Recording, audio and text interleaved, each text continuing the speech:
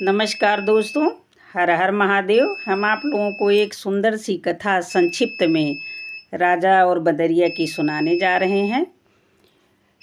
अब कथा पर चलते हैं।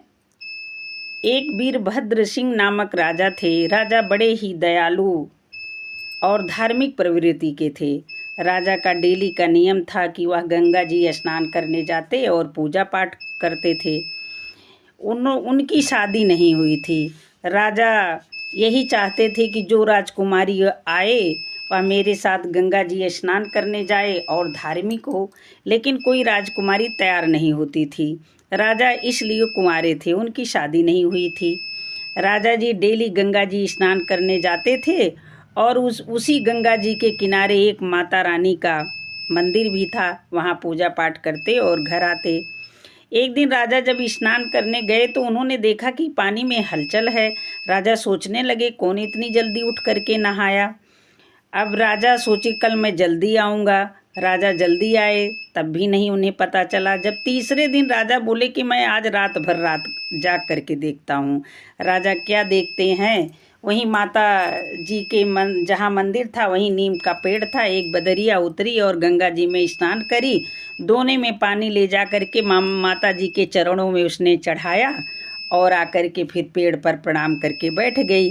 राजा बड़ा प्रसन्न हुए। राजा नहाए धोए, माता जी के मंदिर में जब गए तो बंदरिया को धीरे से बुलाए और माता जी के मंदिर के सामने ही बंदरिया से शादी कर लिए और उसे अपने रथ पर बिठाकर घर ले आए।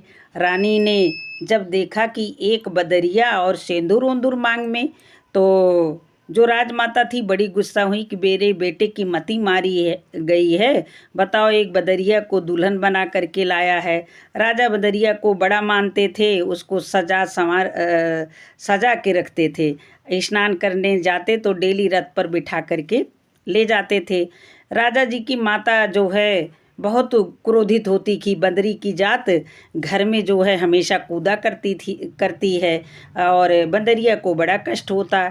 वो भगवान से, माता रानी से प्रार्थना करती, हे माँ, जब आपने इतनी अच्छी भाग्य मुझे दिया तो मुझे आपने स्त्री का रूप क्यों नहीं देती हैं। एक दिन बंदरिया राजा के साथ गंगा जी स्नान करने गई और वह स्नान करके माता जी के पैर पर सिर रख दिया। बोली, अगर माता जी आप हमको स्त्री के रूप में नहीं बदलेंगी तो मैं यहीं प्राण दे दूंगी। मेरे राजा को कितना कष्ट सहना पड़ता है। अब माता जी अपने भक्त से हार गईं। उन्होंने, पूरी भीड़ लगी थी, शुक्रवार का दिन था। धीरे धीरे बंदरिया स्त्री के रूप में पैर से सूर्य